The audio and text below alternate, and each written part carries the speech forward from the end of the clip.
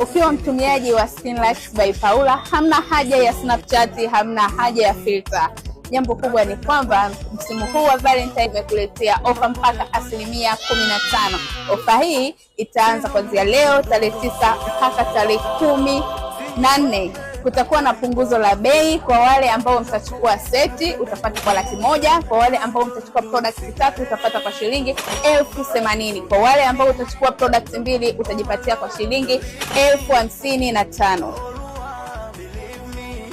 Pia katika msimu huu wa Valentine jamani, tuna ofa ya gift kama unavyoiona kwa ajili ya wapendanao. Kumzani kwenye gift jamani utapata product 4 na zinapatikana kwa Laki30 pamoja na hii hapa gift.